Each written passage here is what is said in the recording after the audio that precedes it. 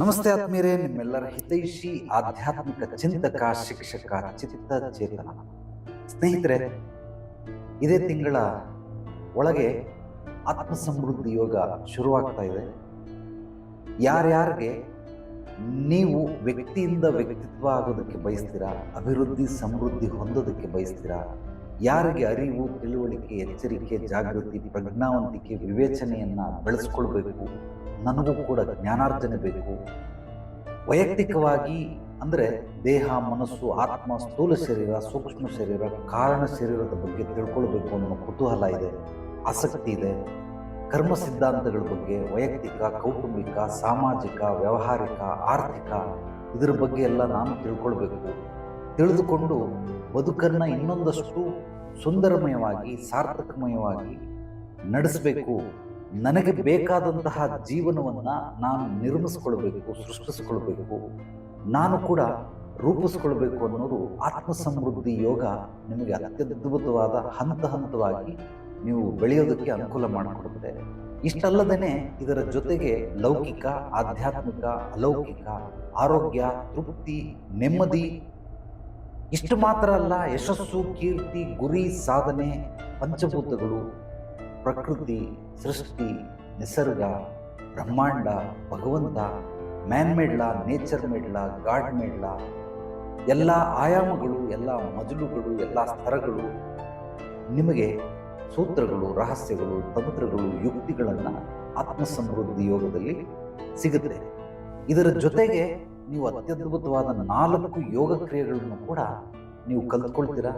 ಬರೀ ಕಲ್ತ್ಕೊಳ್ಳೋದಲ್ಲ, ಇದನ್ನು ಆಡಿಯೋ ಕೊಡ್ತೀನಿ, ನಿರಂತರವಾಗಿ ನಿಮ್ಮ ಜೀವನದಲ್ಲಿ ಇದನ್ನು ಕೇಳ್ತಾ ನಿಮಗೆ ಬರುವಂತಹ ಸಮಸ್ಯೆಗಳಿಂದ, ಕಷ್ಟಗಳು, ತೊಂದರೆಗಳಿಂದ, ಅಡೆತಡೆಗಳು, ಕುಂದುಕೊರತೆಗಳಿಂದ ಅದನ್ನು ಮೆಟ್ಟಿ ನಿಂತು ಪಾರಾಗೋದಕ್ಕೆ, ಅದನ್ನು ಸಮಸ್ಯೆಗಳನ್ನು ಪರಿಹರಿಸ್ಕೊಳ್ಳೋದಕ್ಕೆ ಒಂದು ಅತ್ಯದ್ಭುತವಾದ ಮಾರ್ಗದರ್ಶನ ಆತ್ಮ ಸಮೃದ್ಧಿ ಯೋಗದಲ್ಲಿ ನಿಮಗೆ ಸಿಗುತ್ತೆ. ಆದರೂ ಆತ್ಮ ಸಮೃದ್ಧಿ ಯೋಗದ ಬಗ್ಗೆ ಇಷ್ಟೆಲ್ಲ ಹೇಳಿದ್ರು ಕೂಡ ಕೆಲವೊಂದು ವಿಚಾರಗಳನ್ನು ನಿಮಗೆ ತಿಳಿಸ್ತೀನಿ. ಮೊಟ್ಟ ಮೊದಲ ಬಾರಿಗೆ ಜಗತ್ತಿನಾದ್ಯಂತ 4 ವರ್ಗದ ಜನರು ನೀವು ಸುತ್ತಮುತ್ತ ನೋಡಬಹುದು. ಮೊದಲನೇ ವರ್ಗದವರು, ಇವರಿಗೆ ಸಮಸ್ಯೆಗಳು, ಕಷ್ಟಗಳು, ತೊಂದರೆಗಳು, ಅಡೆತಡೆಗಳು, ಕುಂದುಕೊರತೆಗಳು ಇರುತ್ತೆ. ಅದರ ಒಳಗಡೆನೇ ಹುಟ್ಟಿರೋದು, ಅದರ ಒಳಗಡೆನೇ ಅವರು ಬದುಕೋದು, ಅಲ್ಲೇ ಅವರು ಸಾಯೋದು. ಇವ್ರಿಗೆ ಸಮಸ್ಯೆಗಳಿಗೆ ಪರಿಹಾರ ಬೇಕಾಗಿಲ್ಲ, ಕಷ್ಟಗಳನ್ನೇ ಒದ್ಕೊಳ್ತಾರೆ, ಸಮಸ್ಯೆಗಳನ್ನೇ ಆಸ್ಕೊಳ್ತಾರೆ, ಅವ್ರಿಗೆ ತೊಂದರೆಗಳನ್ನೇ ತಿಂತಾರೆ, ಅದೇ ಅವ್ರಿಗೆ ಆಕ್ಸಿಜನ್ ರೂಪದಲ್ಲಿ ಕೆಲಸ ಮಾಡ್ತಾ ಇರುತ್ತೆ. ಊಟ, ಬಟ್ಟೆ, ಸೂರು ಹೇಗೋ ಮನುಷ್ಯನಿಗೆ ಅದೇ ರೀತಿ ಕಷ್ಟಗಳು, ಸಮಸ್ಯೆಗಳು, ತೊಂದರೆಗಳು ಇವ್ರಿಗೆ ಬೇಕೇ ಬೇಕು. ಅದಿಲ್ಲದೇ ಇವರು ಬದುಕೋದೇ ಇಲ್ಲ. ಈ ರೀತಿ ವರ್ಗದ ಜನಗಳು ಅವರು ಹೇಳ್ಕೊಡ್ತಾರೆ ಬಾಯ್ಬಿಟ್ಟು, ಅಯ್ಯೋ ನನ್ನ ಕಷ್ಟ ಸಿಕ್ಕಾಬಟ್ಟೆ ಹಂಗೆ ಹಿಂಗೆ ಅಂತ. ಆದರೆ ಕಷ್ಟಗಳಿಗೆ ಅವ್ರಿಗೆ ಪರಿಹಾರಗಳು ಬೇಕಾಗಿಲ್ಲ. ಬೇಕು ಅಂತ ಅನಿಸಿದ್ರು ಕೂಡ, ಸಿಕ್ಕಿದ್ರು ಕೂಡ ತಾತ್ಕಾಲಿಕವಾಗಿ ಪರಿಹಾರಗಳನ್ನು ಮಾಡ್ಕೊಳ್ತಾರೆ, ಮತ್ತೆ ತಿರ್ಗಾ ಸಮಸ್ಯೆ ಒಳಗಡೆ ಇರುತ್ತೆ. ಇಂಥ ಮೊದಲನೇ ವರ್ಗದ ಜನಗಳು. ಇದು ಬಿಟ್ಟು 2ನೇ ವರ್ಗದ ಜನಗಳಿರ್ತಾರೆ. ಇವ್ರು ಯಾರು ಅಂತಂದರೆ, ಇವರು ಜ್ಞಾನಿಗಳು, ಬುದ್ಧಿವಂತರು, ಎಲ್ಲ ತಿಳುವಳಿಕೆ, ಅರಿವು ಇದೆ ಇವರಿಗೆ. ಆದರೆ ಇವರಲ್ಲಿರೋ ಒಂದು ದೊಡ್ಡ ಮೈನಸ್ ಪಾಯಿಂಟ್ ಏನು ಅಂದರೆ ಸೋಮಾರಿತನ, ಆಲಸ್ಯ, ಜಡತ್ವ.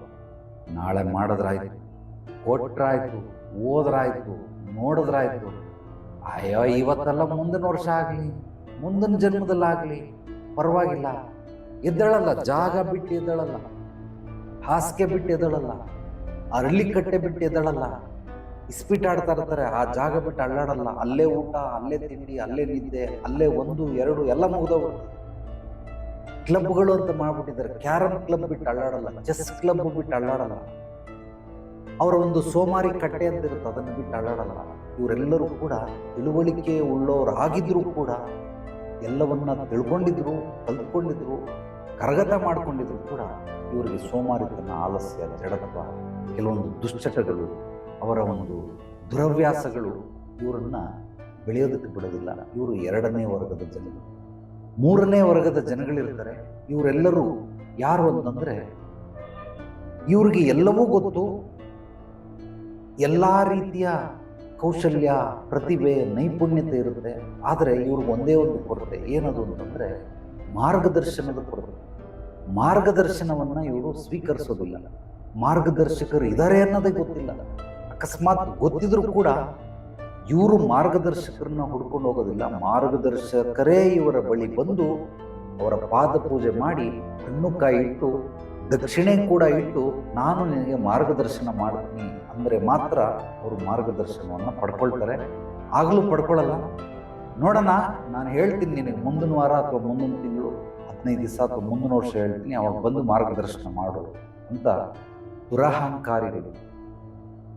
ಎರಡು ರೀತಿ ಇವರಲ್ಲಿ. ಒಂದು, ಇವ್ರಿಗೆ ಗೊತ್ತಿಲ್ಲ, ಅದು ಬೇಕಾಗೂ ಇಲ್ಲ, ಹೋಗೋದು ಇಲ್ಲ, ಅವರು ಏನನ್ನೂ ಮಾಡೋದಿಲ್ಲ, ಮಾರ್ಗದರ್ಶನವೇ ಬೇಕಾಗಿಲ್ಲ, ನನ್ನ ಇಚ್ಛೆ ಬಂದಂಗೆ ಕಾಡು ಕುದುರೆ ತರ ನಾನು ಇಷ್ಟ ಬಂದಂಗೆ ಹೋಗ್ತೀನಿ, ಸಕ್ಸಸ್ ಸಿಕ್ಕಿದ್ರೆ ಸಿಗ್ಲಿ, ಸಿಗದೆ ಹೋದ್ರೆ ಬೆಂಕಿ ಹಾಕೊಳ್ಳಿ. ಇನ್ನೊಂದು, ಈ ಎರಡರಲ್ಲಿ ಎರಡು ಭಾಗದಲ್ಲಿ ಇನ್ನೊಂದು ಭಾಗದವರು ಯಾವ ರೀತಿ ಇರ್ತಾರೆ, ಅವ್ರಿಗೆ ಸಿಕ್ಕಿದ್ರು ಕೂಡ ಕೇರ್ಲೆಸ್ ಮಾಡುವಂತಹ ವ್ಯಕ್ತಿಗಳು. ಇವ್ರಿಗೆ ಎಲ್ಲವೂ ಇದೆ, ಆದರೆ ಮಾರ್ಗದರ್ಶನ ಇಲ್ಲ. ಮಾರ್ಗದರ್ಶನ ಇವರು ಕೊಡ್ತೀನಿ ಅಂತ ಬಂದರೂ ಕೂಡ ಇವರಾಗಿ ಇವರು ಹೋಗೋದಿಲ್ಲ. ಅಕಸ್ಮಾತ್ ಯಾರಾದರೂ ಕೊಡ್ತೀನಿ ಅಂತ ಬಂದರೂ ಕೂಡ ಇವರು ಸ್ವೀಕರಿಸೋದಿಲ್ಲ, ಎಡಗಾಲಲ್ಲಿ ಒಂದು ಜಾಡಿಸೋದು ಕಳಿಸ್ತಾರೆ. ಆದ್ರಿಂದ ಇವರು ಯಶಸ್ಸು, ಕೀರ್ತಿ, ಗುರಿ ಸಾಧನೆಯನ್ನು ಮುಟ್ಟೋದಕ್ಕೆ ಸಾಧ್ಯವಿಲ್ಲ. ಎಲ್ಲ ಡಿಸಿಷನ್ ಅವರೇ ತಗೊಳ್ತಾರೆ. ನಾನೇ ಮಾಡ್ಬಿಡ್ತೀನಿ, ಯಾರನ್ನೇನು ಕೇಳೋದು, ಅವನು ಕೇಳೋದ್ರಿಂದ ಏನು ಬಂತು ನಮಗೆ, ಅದು ಸಣ್ಣದಾಗಲಿ, ಮಧ್ಯಮಗಾದರದ್ದಾಗಲಿ, ದೊಡ್ಡದಾಗಲಿ, ಬೃಹದಾಕಾರವಾಗಲಿ ನಾನೇ ಮಾಡ್ತೀನಿ, ಆ ಸಾಧನ ಪರವಾಗಿಲ್ಲ, ನಾನೇ ಮಾಡ್ತೀನಿ. ಮಾರ್ಗದರ್ಶನನೇ ಪಡ್ಕೊಳ್ಳೋದಿಲ್ಲ. ಹೇಗೆ ಮಾರ್ಗದರ್ಶಕರು ಅವಶ್ಯಕತೆ ಇದೆ ಅನ್ನೋದನ್ನ ಒಂದು ಸ್ವಲ್ಪ ನಿಮ್ಗೆ ಬಿಡಿಸಿ ಹೇಳ್ಬಿಡ್ತೀನಿ. ನಾನು ಅಮೆರಿಕಕ್ಕೆ ಹೋಗಿದ್ದೀನಿ ಅಂತ ಇಟ್ಕೊಳ್ಳಿ. ಅಮೆರಿಕಕ್ಕೆ ಹೋದಾಗ ನನಗಲ್ಲಿ ಏನು, ಎಲ್ಲಿ ಇಳಿಬೇಕು, ಹೇಗೆ ಮಾತಾಡಬೇಕು, ಭಾಷೆ ಗೊತ್ತಿಲ್ಲ, ದೇಶ ಗೊತ್ತಿಲ್ಲ, ಎಲ್ಲೋಗ್ಬೇಕೇನು ಅಂತ ಯಾರಾದರೂ ಒಬ್ರು ಗೈಡೆನ್ಸ್ ಇದ್ರೆ ಖಂಡಿತವಾಗ್ಲೂ ಅವರ ಒಂದು ಸಮ್ಮುಖದಲ್ಲಿ ಅಥವಾ ಅವರ ಒಂದು ಸಾಂಗತ್ಯದಲ್ಲಿ ನಾನು ಅಲ್ಲಿ ಅಮೆರಿಕವನ್ನು ಅದ್ಭುತವಾಗಿ ಸುತ್ತು ಬರಬಹುದು. ನನಗೇನು ಗೊತ್ತಿಲ್ಲ ಅಂದರೆ ನಾನು ಹೋಗಿ ಎಲ್ಲಿ ನೋಡಲಿ, ಪತ್ರ ಕೊಂಡ್ಕೊಂಡು ನಿದ್ದೆ ಮಾಡಬೇಕು, ಇಲ್ಲ ಯೋಚನೆ ಮಾಡಬೇಕು, ಅಷ್ಟು ಬಿಟ್ಟು ಬೇರೆ ಏನು ಮಾಡೋಕ್ಕಾಗುತ್ತೆ. ಅದೇ ರೀತಿ ಅಮೇರಿಕ ಹೇಗೆ ನನಗೆ ಹೊಸ ದೇಶ, ಹೊಸ ಸ್ಥಳ, ಅದೇ ರೀತಿ ಕೆಲವೊಂದು ವಿಚಾರಗಳು ಜೀವನದಲ್ಲಿ ನಮಗೆ ಹೊಸದಾಗಿರ್ತವೆ. ಆ ಹೊಸದಾಗಿರ್ಬೇಕಾದ್ರೆ ಯಾರಾದರೂ ಒಬ್ಬರು ಮಾರ್ಗದರ್ಶಕರು ಬೇಕು. ನಿಮಗೆ ಅಲ್ಲಿ ಯಾರಾದರೂ ಒಬ್ಬರು ಪರಿಚಯಸ್ಥರಿರಬೇಕು, ಅಥವಾ ಇಲ್ಲಿಂದ ಜೊತೆಲಿ ಅಮೆರಿಕವನ್ನು ನೋಡಿದಂತಹ ವ್ಯಕ್ತಿಗಳು ನಿಮ್ಮ ಜೊತೆಯಲ್ಲಿದ್ದರೆ ಆಗ ನಿಮಗೆ ಅನುಕೂಲ ಆಗುತ್ತೆ. ಅದೇ ರೀತಿ ನೀವು ಅಷ್ಟೇ ಮಾರ್ಗದರ್ಶನವಿಲ್ಲದೇನೆ ನಾನು ಅಲ್ಲೋಗಿ ತಲುಪಿಬಿಡ್ತೀನಿ. ಎಷ್ಟೋ ಜನ ತಲುಪಿಲ್ವ ಅಂತಂದರೆ ಖಂಡಿತವಾಗ್ಲೂ ತಲುಪಿದ್ದಾರೆ. ಅದೆಲ್ಲ ಅಡ್ಡೇಟ್ ಮೇಲೆ ಗುಡ್ಡೇಟು. ಈ ಮಕ್ಕಳು ಕ್ಯಾರಮ್ ಮಾಡಬೇಕಾದ್ರೆ ಕಣ್ಣು ಮುಚ್ಕೊಂಡು ಹಿಂಗೆ ಹೊಡೆದ್ಬಿಡ್ತಾರೆ. ಆ ಪಾನ್ಗಳು 4-5 ಹೋಗುತ್ತೆ, ಹೊಡೆದ್ಬಿಟ್ಟೆ ಅಂತ ಚಪ್ಪಾಳೆ ಹೊಡಿತಾರೆ. ಅವರು ನಿಜವಾಗ್ಲೂ ಕ್ಯಾರಮ್ ಮಾಡಕ್ಕೆ ಬರಲ್ಲ, ಕಣ್ಣು ಮುಚ್ಕೊಂಡು ಹಿಂಗೆ ಹೊಡೆದಿದ್ದು ಅದು ಎಲ್ಲೋ ಹೋಗ್ಬಿಡುತ್ತೆ. ಹೋಗಿದ್ದು ಅಡ್ಡೇಟ್ ಮೇಲೆ ಗುಡ್ಡೇಟು ಅಂತಾರೆ. ಆ ರೀತಿ ಆಗಿ ತಲುಪಿದವ್ರೆ ಅಷ್ಟೇ ಹೊರತು ಅವ್ರನ್ನ ಬೇಕಾದ್ರೆ ನೀವು ಅದೃಷ್ಟವಂತರು ಅಂತ ಹೇಳ್ತೀವಿ. ಆ ರೀತಿ ಅದೃಷ್ಟವಂತರಲ್ಲ ಅವರು. ನಿಮ್ಮ ಒಂದು ಸಮಾಧಾನಕ್ಕೋಸ್ಕರ ಹೇಳ್ತಾ ಇದ್ದೀನಿ, ತಿಳ್ಕೊಳ್ಳಿ. ಯಾಕೆಂದ್ರೆ ಪೌಚ್ಗೆ ಹೋಗ್ಬಿಡ್ತು ಪಾನ್ಗಳು, ಹಂಗಂತೇಳಿ ಹೊಡಿ ನೋಡೋಣ ಇನ್ನೊಂದ್ಸಲ ಅಂದ್ರೆ ಇನ್ನೊಂದ್ಸಲ ಹೊಡೆದ್ರೆ ಹೋಗಲ್ಲ, ಒಂದೇ ಸಲ ಹೋಯ್ತು. ಅದೇ ರೀತಿ ಮಾರ್ಗದರ್ಶನವಿಲ್ಲದೇ ಸಕ್ಸಸ್ ಆದವರು ಇದ್ದಾರೆ. ಆದರೆ ಅಡ್ಡೇಟ್ ಮೇಲೆ ಗುಡ್ಡೇಟ್ ಹೊಡೆದವರು. ಇವ್ರಿಗೆ ಮಾರ್ಗದರ್ಶನದ ಅವಶ್ಯಕತೆ ಇರೋದ್ರಿಂದ ಯಾವಾಗ ಇವರು ಮಾರ್ಗದರ್ಶನಕ್ಕೆ ಆದ್ಯತೆ, ಮಾನ್ಯತೆಯನ್ನು ಕೊಡ್ತಾರೆ, ಆಗ ಇವರು ಮುಂದುವರಿಯೋದಕ್ಕೆ ಸಾಧ್ಯ. ಇನ್ನು 4ನೇ ವರ್ಗದ ಜನರು ಇರ್ತಾರೆ. ಕಾರ್ಯವಾಸಿ ಆಗಬೇಕಂದ್ರೆ ಕತ್ತೆ ಕಾಲು ಹಿಡಿ ಅಂತಾರೆ. ಆ ರೀತಿ ಕತ್ತೆ ಕಾಲು ಹಿಡಿದಾದ್ರೂ ಸರಿನೇ ಅವ್ರ ಹತ್ರ ಇವ್ರ ಹತ್ರ ಕಾಡಿ ಬೇಡಿ ಏನೋ ಒಂದು ಕಲ್ತ್ಕೊಂಡು ಏನೋ ಮಾಡಿ ಒಂದು 90% ರೀಚ್ ಆಗಿರ್ತಾರೆ. ಇನ್ನೊಂದು 10% ಇರುತ್ತೆ ನನ್ನ ಕೈಯಲ್ಲಿ ಆಗಲ್ಲ ಅಂತ ಕ್ವಿಟ್ ಆಗುವಂಥದ್ದು. ಎಲ್ಲ ರೀತಿ ಪ್ರಯತ್ನ ಪಟ್ಟು 90% ರೀಚ್ ಆಗಿಬಿಟ್ಟಿರ್ತಾರೆ. ಕೇವಲ ಇನ್ನು 10% ಇರುತ್ತೆ. ಮತ್ತೆ ಕೆಲವರು 95% ರೀಚ್ ಆಗಿರ್ತಾರೆ. ಹೊಟ್ಟೆ ಉರಿಯುತ್ತೆ ಅಂತವ್ರು ನೋಡಿದ್ರೆ 97% ರೀಚ್ ಆಗಿರ್ತಾರೆ. ಇನ್ನು 3 ಹೆಜ್ಜೆ, 3 ಹಂತಗಳನ್ನ ದಾಟ್ಬಿಟ್ರೆ ಅವರು ಸಕ್ಸಸ್ಫುಲ್ ಪರ್ಸನ್, ಲಕ್ಷಾಧಿಪತಿ, ಕೋಟ್ಯಾಧಿಪತಿ ಆಗ್ಬಿಡ್ತಾನೆ. ಅವನಿಗೆ ಗಿನ್ನಿಸ್ ರೆಕಾರ್ಡ್, ವರ್ಲ್ಡ್ ರೆಕಾರ್ಡ್ ಬರುತ್ತೆ. ಆದ್ರೆ ಅವ್ನು ಮಾಡಲ್ಲ, ಕ್ವಿಟ್ ಆಗ್ಬಿಡ್ತಾನೆ, ನನಗೆಲ್ಲ ಆಗಲ್ಲ. ಈ ರೀತಿ 4 ವರ್ಗದ ಜನರು ಇರ್ತಾರೆ. ಸುತ್ತಮುತ್ತ ನೋಡಿ, ನೀವು ಸಮಾಜದಲ್ಲಿ ನಿಮ್ಮ ಬಂಧು ಬಳಗದವ್ರ ನಡುವೆ, ಸ್ನೇಹಿತರ ನಡುವೆ ನೋಡಿ, ಈ 4 ಜನದವ್ರು ಯಾರೊಬ್ರು ನಿಮಗೆ ಸಿಗ್ತಾರೆ. ಇನ್ನು 5ನೇ ವರ್ಗದ ಜನರು ಇರ್ತಾರೆ. ಇವ್ರು ಯಾರು ಅಂತಂದ್ರೆ ಈ 4 ವರ್ಗಕ್ಕೆ ಸೇರೋದೇ ಇಲ್ಲ. ಇವರು ಸಮಥಿಂಗ್ ವಿಶೇಷ, ಸ್ಪೆಷಲಿಸ್ಟ್, ಎಕ್ಸ್ಪರ್ಟ್. ಯಾಕೆಂದ್ರೆ ಇವರು ಯಶಸ್ಸು, ಕೀರ್ತಿ ಗಳಿಸಿರುವಂಥವ್ರು, ಸುಪ್ರಸಿದ್ಧಿ, ಪ್ರಖ್ಯಾತಿಯನ್ನು ಪಡೆದಿರುವಂಥವ್ರು, ಗುರಿ ಸಾಧನೆಯನ್ನು ಮಾಡಿರುವಂಥವ್ರು, ಅವರಿಗೆ ಬೇಕಾಗಿರುವಂತಹ ಬದುಕನ್ನು ನಿರ್ಮಿಸಿಕೊಂಡವರು, ಸೃಷ್ಟಿಸಿಕೊಂಡವರು, ರೂಪಾಂತರಣಗೊಳಿಸಿಕೊಂಡವರು, ಟ್ರಾನ್ಸ್ಫಾರ್ಮೇಶನ್ ಲೈಫ್ ಅನ್ನು ಪಡ್ಕೊಂಡವರು. ಇವರು ಯಾಕೆ ಈ 5ನೇ ಹಂತಕ್ಕೆ ಬಂದು ಸೇರಿಕೊಂಡ್ರು ಅಂದರೆ, ಇವರು ಮಾರ್ಗದರ್ಶನವಿಲ್ಲದೇ ಯಾವುದೇ ಕೆಲಸಗಳನ್ನು ಮಾಡೋದಿಲ್ಲ. ಒಂದು ಸೈಟ್ ತಗೋಬೇಕಾಗಲಿ ಮಾರ್ಗದರ್ಶಕರನ್ನ ಇಟ್ಕೊಳ್ತಾರೆ, ಒಂದು ಮನೆ ತಗೊಳ್ಬೇಕಾಗಲಿ ಮಾರ್ಗದರ್ಶಕರನ್ನ ಕೇಳ್ತಾರೆ, ಒಂದು ಜಮೀನು, ಅವ್ರು ಯಾವುದೋ ಒಂದು ವ್ಯಾಪಾರ ಮಾಡ್ತಾವ್ರೆ, ವ್ಯಾಪಾರ ಮಾಡೋದಕ್ಕಿಂತ ಮುಂಚೆ ಈಜು ಬರದೇನೆ ನೀರು ಧುಮುಕಲ್ಲ. ಅವರು ಯಾರು ಸ್ಪೆಷಲಿಸ್ಟ್ ಇರ್ತಾರೆ ಅವ್ರಿಗೆ ದುಡ್ಡು ಕೊಟ್ಟು ನನಗೆ ಈಜು ಕಲಿಸ್ಕೊಡಪ್ಪ ಅಂತೇಳಿ, ಅಥವಾ ಸೊಂಟಕ್ಕೆ ಹಗ್ಗ ಹಾಕೊಂಡು ಅಥವಾ ಏನೋ ಪ್ಲಾಸ್ಟಿಕ್ ಹಾಕೊಂಡು ಅವ್ರಿಗೆ ದುಡ್ಡು ಕೊಟ್ಟು ಕಲಿಸ್ತಾರೆ.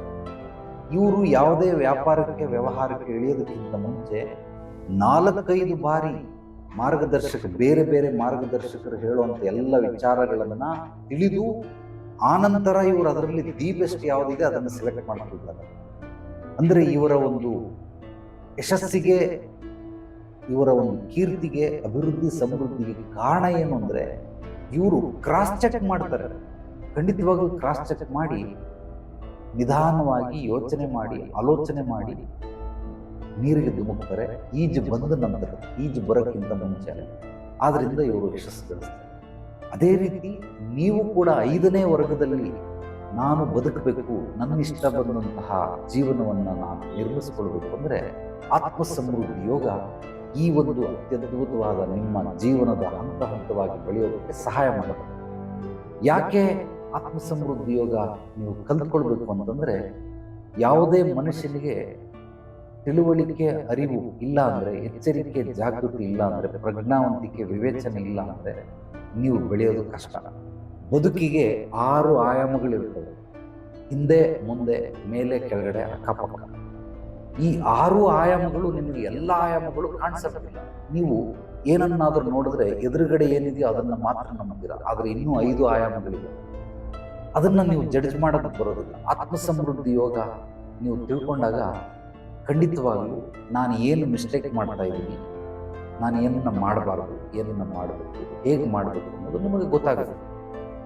ನಾವು ಕುಟುಂಬದಲ್ಲಿರೋದ್ರಿಂದ ಕುಟುಂಬ ಅಂದ್ರೆ ಏನು, ಆ ಸದಸ್ಯರುಗಳು ಯಾವ ರೀತಿ, ನಮ್ಮ ಸಂಬಂಧಿಕರು, ಬಂಧು ಬಳಗದವರು, ರಕ್ತ ಸಂಬಂಧಗಳು, ಇವ್ರನ್ನೆಲ್ಲ ಹೇಗೆ ನಿರ್ವಹಣೆ ಮಾಡಬೇಕು, ಇದೆಲ್ಲವನ್ನ ಆತ್ಮ ಸಮೃದ್ಧಿ ಯೋಗ ನಿಮಗೆ ಬಿಡಿ ಬಿಡಿಯಾಗಿ ತಿಳಿಸಿ ಹೇಳಿದೆ.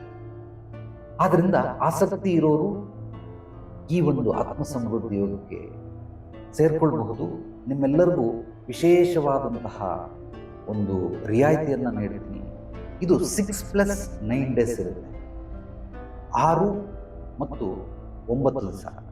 ಏನಕ್ಕೆ 6+9 ಅಂತ ಮಾಡಿದ್ದೀನಿ ಅಂದರೆ, ಈ ಒಂದು 21 ಅಧ್ಯಯನಗಳನ್ನು ಒಳಗೊಂಡಂತಹ ಆತ್ಮ ಸಮೃದ್ಧಿ ಯೋಗ ಪ್ಲಸ್ 4 ಯೋಗ ಕ್ರಿಯೆಗಳನ್ನು ಒಳಗೊಂಡಂತಹ ಈ ಒಂದು ಯೋಗ ಕ್ರಿಯೆಗೆ ಒಂದೊಂದು ಅಧ್ಯಯನಕ್ಕೆ ಕೇವಲ 1,000 ರೂಪಾಯಿ ಅಂತ ಅದಕ್ಕೆ ಬೆಲೆ ಫಿಕ್ಸ್ ಮಾಡಿದ್ರು ಕೂಡ ಬೆಲೆ ಕಟ್ಟಕ್ಕಾಗೋದಿಲ್ಲ. ಆದರೂ ಬೆಲೆ ಫಿಕ್ಸ್ ಮಾಡಿದ್ರೆ 21,000 ಆಗ್ತದೆ.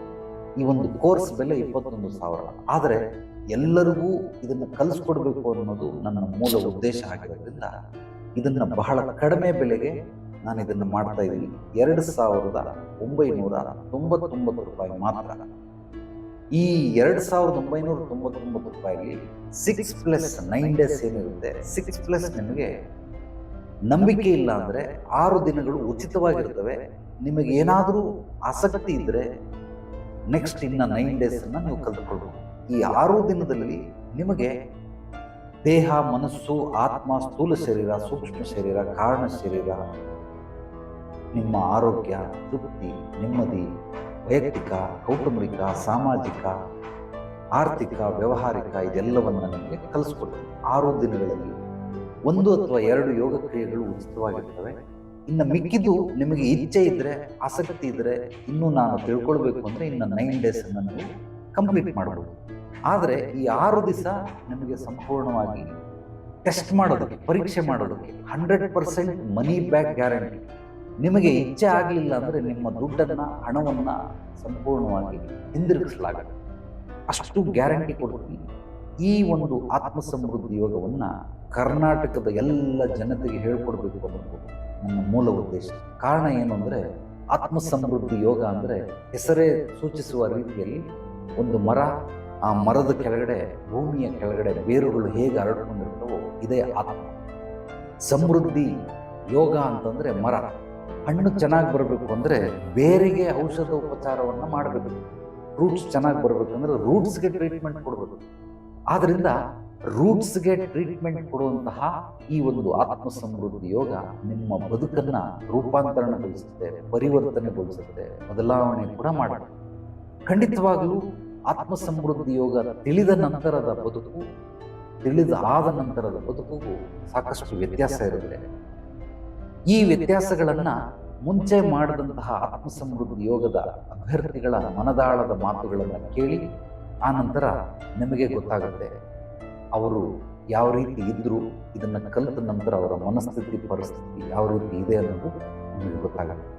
ಸುಮಾರು 3-4 ಜನ ಆಡಿರುವಂತಹ 4-5 ಜನ ಹೇಳಿರುವಂತಹ ಮನದಾಳದ ಮಾತುಗಳನ್ನು ಕೇಳಿ ಆ ನಂತರ ನೀವು ನಿರ್ಧಾರವನ್ನು ತೆಗೆದುಕೊಳ್ಳಬಹುದು.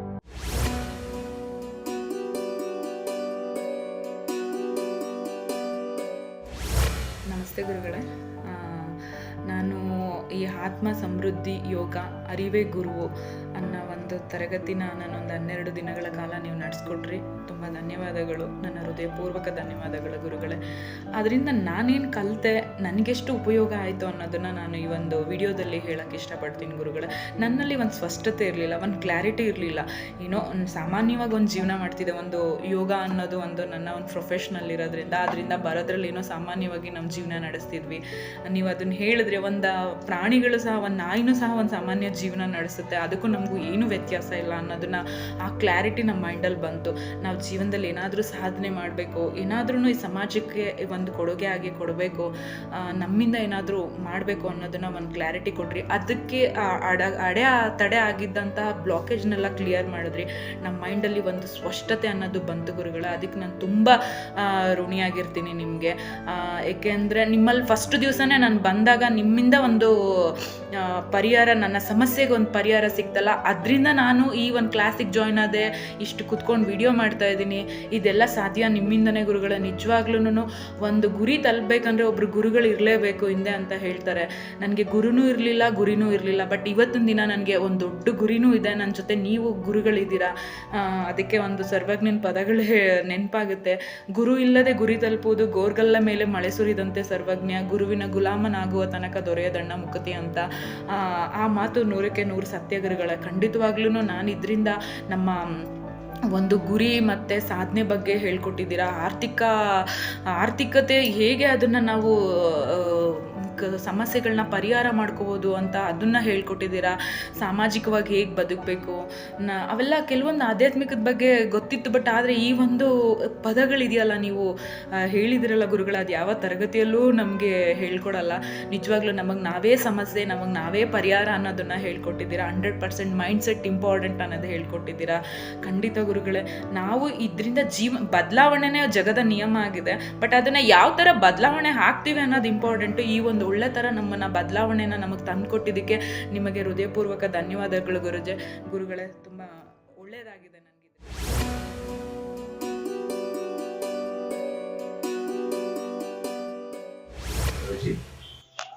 ನಾನು ನಿಮ್ಮ ಒಂದು ಆತ್ಮ ಸಮೃದ್ಧಿ ಯೋಗ ತರಬೇತಿಯನ್ನು ಅಟೆಂಡ್ ಮಾಡುವಂಥ ಒಂದು ಸದಾವಕಾಶ ನನಗೆ ಕಲ್ಪಿಸಿಕೊಡಲಿಕ್ಕೆ ನಾನು ನಿಮಗೆ ತುಂಬ ಹೃದಯಪೂರ್ವಕವಾಗಿ ಅಭಿನಂದನೆ ಸಲ್ಲಿಸ್ತೀನಿ.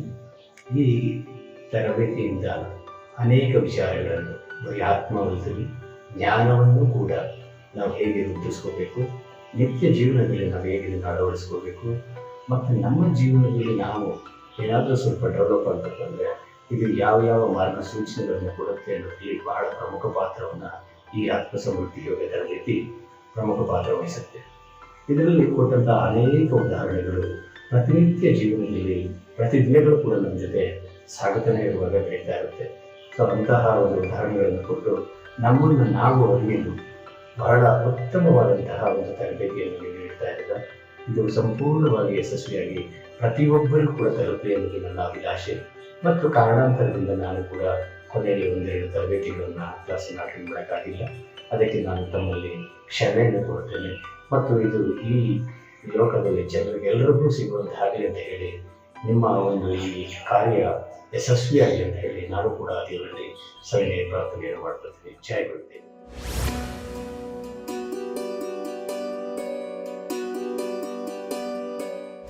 ಗುರುಗಳೇ, ವಂದನೆಗಳು ಗುರುಗಳೇ. ಈಗ ಸುಮಾರು 10 ದಿವಸದಿಂದ ತಾವು ಕೊಟ್ಟಂಥ ಒಂದು ಆತ್ಮ ಸಮೃದ್ಧಿ ಯೋಗ ಅನ್ನೋದು ನಿಜವಾಗಲೂ ಗುರುಗಳಿಗೆ ಎಷ್ಟು ನಮಗೆ ಅನುಕೂಲ ಆಯಿತು ಅಂದರೆ, ತಮಗೆ ಗೊತ್ತಿರೋ ಹಾಗೆ ನಾನು ಕೂಡ ಈಗ ಒಂದು 20 ವರ್ಷದಿಂದ ಈ ಸ್ಪಿರಿಚುವಲ್ ಸೈನ್ಸ್ ಬಗ್ಗೆ ತುಂಬ ರಿಸರ್ಚ್ ಮಾಡಿ ಈ ಮಟ್ಟಕ್ಕೆ ಬಂದಿದ್ದೀನಿ. ಸೊ ಎಲ್ಲ ಗುರುಗಳು ಕೂಡ ಒಂದು ಏನೆಲ್ಲ ಹೇಳ್ತಾರಲ್ಲ, ಅದು ಒಂದು ಕಿವಿಯಲ್ಲಿ ಕೇಳೋದು, ಒಂದು ಕಿವಿಯಲ್ಲಿ ಬಿಡೋದು, ಆ ರೀತಿ ಆಗ್ತಾಯಿತ್ತು. ಬಟ್ ಆದರೆ ನೀವು ಕೊಟ್ಟಿದ್ದೀಗ 10 ಡೇಸ್ ಪ್ರೋಗ್ರಾಮಲ್ಲಿ ನಮ್ಮ ದೇಹ, ಮನಸ್ಸು ಮತ್ತು ಈ ಮಸ್ತಿಷ್ಕದಲ್ಲಿ ಒಂಥರ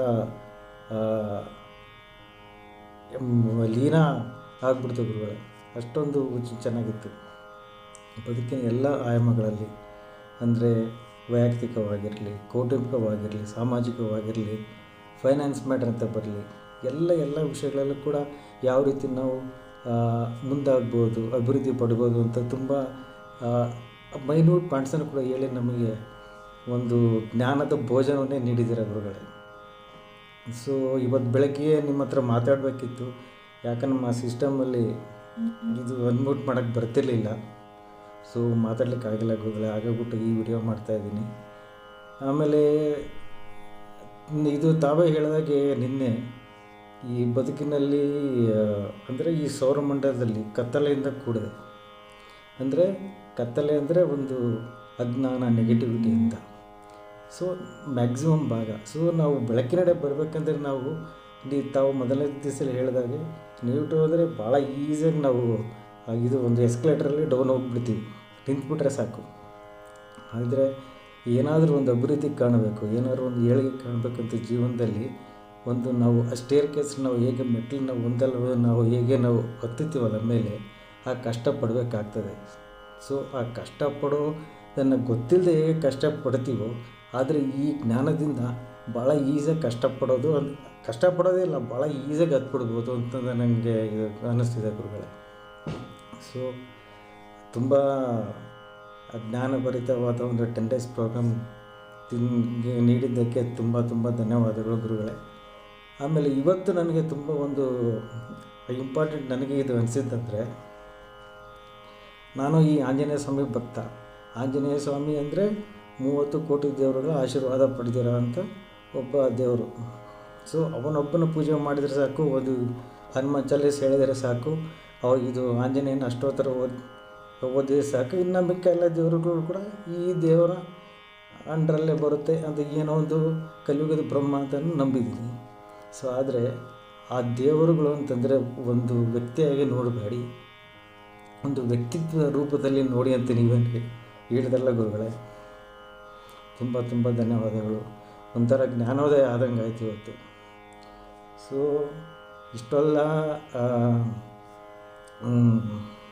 ಜ್ಞಾನವನ್ನು ನೀಡಿದ ತಮಗೆ. ಆಮೇಲೆ ಮತ್ತೊಂದು ನಮಗೆ ತುಂಬ ಇಂಟ್ರೆಸ್ಟಿಂಗ್ ಅಂದರೆ, ಈ ನಿಮ್ಮ ಕ್ಲಾಸ್ ಆದಮೇಲೆ ಏನು ಪಾರ್ಟಿಸಿಪೆಂಟ್ಸ್ ಎಲ್ಲ ಭಾಗಿಯಾಗಿದ್ರಲ್ಲ, ಅವ್ರು ಕೇಳೋ ಪ್ರಶ್ನೆಗಳು ಕೂಡ ಸ್ಪಿರಿಚುವಲಿ ಅವರು ಕೂಡ ಎಷ್ಟು ಅವರು ಅಲೈನ್ಡ್ ಆಗಿ ಯೋಚನೆ ಮಾಡ್ತಿದ್ದಾರೆ ಅಂದರೆ, ಒಂದು ಎಕ್ಸಾಂಪಲ್ಲು ಇಲಿಯಾಸ್ ಅವರು ಕೇಳ್ತಾಯಿದ್ರು,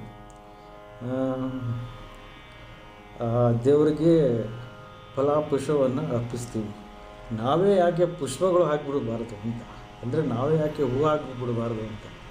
ಸೊ ಈ ರೀತಿ ಒಬ್ಬ ಸ್ಪಿರಿಚುವಲಿ ಅಲೈನ್ಡ್ ಪರ್ಸನ್ ಯಾವ ರೀತಿ ಯೋಚನೆ ಮಾಡ್ತಾನೆ ಅಂತ ನೀವು ಟ್ರೈನ್ ಅಪ್ ಮಾಡಿದ್ದೀರ ಅಂತ ಅನ್ನಿಸ್ತಾ ಇದೆ ಇವೆಲ್ಲ ಪ್ರಶ್ನೆಗಳು ನೋಡ್ತಿದ್ರೆ. ಸೊ ಈ ರೀತಿ ಎಲ್ಲ ಭಾಳ ಅಭಿವೃದ್ಧಿ ಹೊಂದಲಿಕ್ಕೆ, ಎಲ್ಲ ಬದುಕಿನ ಎಲ್ಲ ಇದು ಆಯಾಮಗಳಲ್ಲಿ ಅಭಿವೃದ್ಧಿ ಹೊಂದಲಿಕ್ಕೆ ಅನುಕೂಲ ಆಗೋ ರೀತಿ ಒಂದು ಜ್ಞಾನದ ಒಂದು ಪೃಷ್ಠಾನ ಭೋಜನ ನೀಡಿದ್ದೀರ ಗುರುಗಳೇ. ತುಂಬ ಥ್ಯಾಂಕ್ ಯು.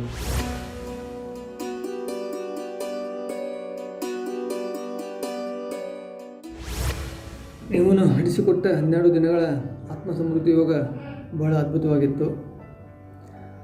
ನಾವು ನಮ್ಮ ಜೀವನವನ್ನು ಹುಟ್ಟಿನಿಂದ ಸಾವಿನವರೆಗೆ ಯಾವ ರೀತಿ ನಡೆಸಬೇಕು ಎಂಬ ಜೀವನ ರಹಸ್ಯವನ್ನು ಬಹಳ ಅಚ್ಚುಕಟ್ಟಾಗಿ ತಿಳಿಸಿಕೊಟ್ಟಿದ್ದೀರಾ. ಹಾಗೆ ನಮ್ಮ ದೇಹ, ಮನಸ್ಸು, ಆತ್ಮವನ್ನು ಹೇಗೆ ಅರ್ಥ ಮಾಡಿಕೊಂಡು ಹೇಗೆ ನಮ್ಮ ಜೀವನವನ್ನು ಅಭಿವೃದ್ಧಿಪಡಿಸಿಕೊಳ್ಳಬೇಕು ಎನ್ನುವ ಸರಿಯಾದ ವಿಚಾರಗಳನ್ನು ನಮಗೆ ಮಾರ್ಗದರ್ಶನ ಮಾಡಿ ತಿಳಿಸಿಕೊಟ್ಟಿದ್ದೀರಾ. ಅದಕ್ಕೆ ನಿಮಗೆ ವಂದನೆಗಳು. ಹಾಗೆ ನೀವು ಹೇಳಿದ ಹಾಗೆ ಅರಿವೇ ಗುರು,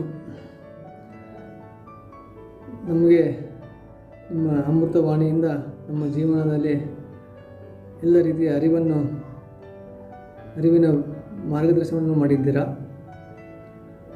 ಹಾಗೂ ಪ್ರತಿಯೊಬ್ಬರಿಗೂ ಮುಂದೆ ಗುರಿ ಹಿಂದೆ ಗುರು ಇರಬೇಕು. ಹಾಗೆ ಅದು ಎಲ್ಲರಿಗೂ ಸುಲಭವಾಗಿ ಸಿಗುವುದಿಲ್ಲ. ನಮ್ಮ ಕರ್ಮಾನುಸಾರ ಯಾವ ಸಮಯದಲ್ಲಿ ಯಾವ ರೀತಿ ಸಿಗಬೇಕು ಅದೇ ರೀತಿ ನಮ್ಮ ಜೀವನದಲ್ಲಿ ಅನುಭವವಾಗುತ್ತದೆ. ಈಗ ನಮಗೆ ನಿಮ್ಮಂಥ ಗುರುಗಳ ಮಾರ್ಗದರ್ಶನ ಹಾಗೂ ಆಶೀರ್ವಾದ ಸಿಗ್ತಾ ಇದೆ. ಹೀಗೆ ನಮಗೆ ತಮ್ಮ ಮಾರ್ಗದರ್ಶನ ಅವರು ಹಾಗೂ ಆಶೀರ್ವಾದ ನಮ್ಮ ಮೇಲೆ ಇರಲಿ ಅಂತ ನಿಮಗೆ ಕೋಟಿ ಕೋಟಿ ವಂದನೆಗಳು. ನಮಸ್ಕಾರ. ಗುರುಭ್ಯೋ ನಮಃ.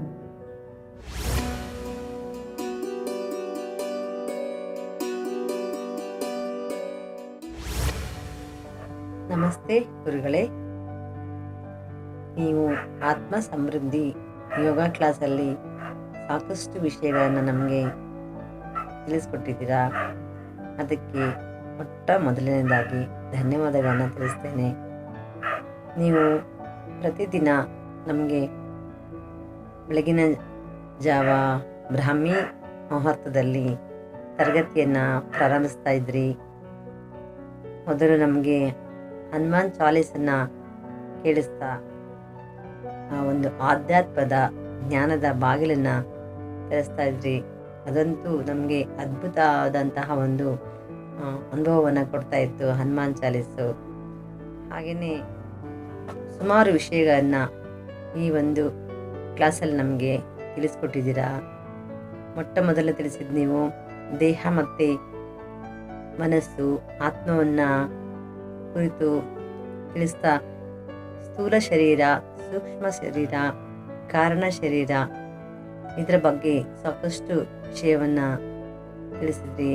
ಹಾಗೆಯೇ ಆರೋಗ್ಯ, ನೆಮ್ಮದಿ, ತೃಪ್ತಿ, ಯಶಸ್ಸನ್ನು ಹೇಗೆ ಗಳಿಸಬೇಕು ಅನ್ನೋದನ್ನು ತಿಳಿಸ್ಕೊಟ್ರಿ.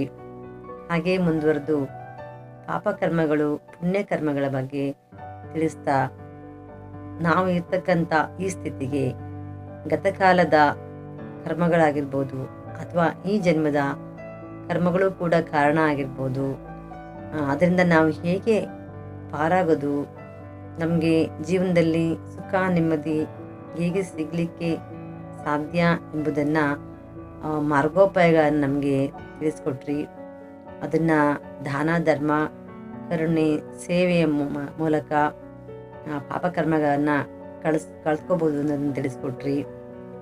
ಮತ್ತು ದೇಹದ ಬಾಧೆಗಳು ನಮಗೆ ರೋಗವನ್ನು ಹೇಗೆ ಕಳ್ಕೋಬೋದು, ನಾವು ಅವನ್ನ ನಿವಾರಿಸ್ಕೊಳ್ಬೋದು ಅನ್ನೋದನ್ನು ನಾವು ದೇಹಕ್ಕೆ, ನಮ್ಮ ಮನಸ್ಸಿಗೆ ಸೂಚನೆಯನ್ನು ಕೊಡುವುದರ ಮೂಲಕ ಹೇಗೆ ದೂರ ಮಾಡ್ಕೊಳ್ಬೋದು ಅನ್ನೋದನ್ನು ತಿಳಿಸ್ಕೊಟ್ರಿ. ಅದಕ್ಕಾಗಿ ಶುದ್ಧೀಕರಣ ಕ್ರಿಯೆಯನ್ನು ಕೂಡ ಮಾಡಿಸಿದ್ರಿ. ಅದಂತೂ ತುಂಬ ಅದ್ಭುತವಾಗಿತ್ತು. ನಮ್ಮ ದೇಹ ತುಂಬ ಹಗುರವಾದಂತಾಗಿ ಗಾಳಿಯಲ್ಲಿ ತೇಲಾಡದಂತೆ ಅನ್ನಿಸ್ತು. ನಮ್ಮಲ್ಲಿರ್ತಕ್ಕಂಥ ಅನೇಕ ಬಾಧೆಗಳು ದೂರವಾದವೇನೋ ಅಂತ ನಮಗೆ ಅನುಭವಕ್ಕೆ ಬಂತು.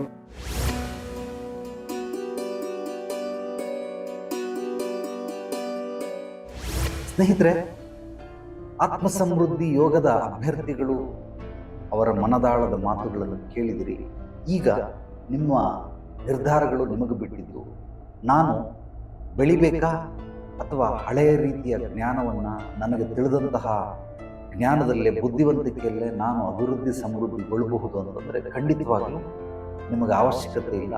ಆದರೆ ಹೊಸದನ್ನು ಏನನ್ನೋ ತಿಳ್ಕೊಳ್ಬೇಕು, ಇಲ್ಲೂ ಕೂಡ ನಾನು ಬೆಳೀಬಹುದು ಅಂತ ನಿಮಗೆ ಅನಿಸಿದ್ರೆ ಖಂಡಿತವಾಗಲೂ ಆತ್ಮ ಸಮೃದ್ಧಿ ಯೋಗವನ್ನು ನೀವು ಸೇರಿಕೊಳ್ಳಬಹುದು.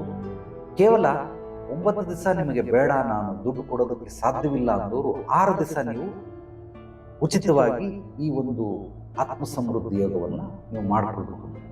ಸೊ ಕೆಳಗಡೆ ಡಿಸ್ಕ್ರಿಪ್ಷನ್ನಲ್ಲಿ ಆತ್ಮ ಸಮೃದ್ಧಿ ಯೋಗ ವಾಟ್ಸಪ್ ಗ್ರೂಪನ್ನು ಲಿಂಕ್ ಕೊಟ್ಟಿರ್ತೀನಿ. ಆ ಲಿಂಕ್ ಮೇಲೆ ಕ್ಲಿಕ್ ಮಾಡಿದ್ರೆ ನೀವು ಆತ್ಮ ಸಮೃದ್ಧಿ ಯೋಗ ಸೇರ್ಕೊಳ್ಬಹುದು. ಆ ಲಿಂಕಲ್ಲಿ ಬೆಳಿಗ್ಗೆ 5ರಿಂದ 6:30 ಆನ್ಲೈನ್ ಕೋರ್ಸ್ ಇದೆ. ಆಫ್ಲೈನ್ ಅಲ್ಲ, ಆನ್ಲೈನ್ ಕೋರ್ಸ್ ಉಚಿತವಾಗಿರುತ್ತೆ. 6 ದಿವಸ. ನಿಮಗೆ ಇಚ್ಛೆ ಇದ್ರೆ ಮಾತ್ರ 9 ದಿವಸ ಮಾಡಿ, ಇಲ್ಲ ಅಂದರೆ ಅವಶ್ಯಕತೆ ಇಲ್ಲ. ಈ ಒಂದು ಅತ್ಯದ್ಭುತವಾದ ಸುವರ್ಣ ಅವಕಾಶವನ್ನು ನೀವೆಲ್ಲರೂ ಸದುಪಯೋಗಪಡಿಸ್ಕೊಳ್ಳಿ. ಈ ವಿಡಿಯೋವನ್ನು ನಿಮ್ಮೆಲ್ಲ ಸ್ನೇಹಿತರಿಗೆ, ಆತ್ಮೀಯರಿಗೆ ತಪ್ಪದೇ ಮರೆಯದೆ ಶೇರ್ ಮಾಡಿ. ನಿಮ್ಮ ಅನಿಸಿಕೆ ಅಭಿಪ್ರಾಯಗಳನ್ನು ನನ್ನ ವಾಟ್ಸಪ್ ನಂಬರ್ಗೆ ವಾಯ್ಸ್ ಮೆಸೇಜ್ ಕೂಡ ಕಳಿಸ್ಕೊಡ್ಬೋದು. ಲೈಕ್ ಮಾಡಿ, ನಮ್ಮ ಚಾನಲನ್ನು ಮೊದಲನೇ ಬಾರಿ ಭೇಟಿ ಮಾಡಿದರೆ ಸಬ್ಸ್ಕ್ರೈಬ್ ಮಾಡಿ. ಎಲ್ರಿಗೂ ಒಳ್ಳೆಯದಾಗಲಿ. ನಾಳೆ ಮತ್ತೆ ಭೇಟಿಯಾಗೋಣ ಮತ್ತಷ್ಟು ಸತ್ತುಬರಿದ ವಿಚಾರಗಳೊಂದಿಗೆ. ಎಲ್ಲರೊಳಗಡೆಗಿರುವ ಭಗವಂತನಿಗೆ ನನ್ನ ಭಕ್ತಿಪೂರ್ವ ಪ್ರಣಾಮಗಳು. ಸರ್ವೇ ಜನೋ ಸುಖಿನೋ ಭವಂತು. ಶುಭರಾತ್ರಿ.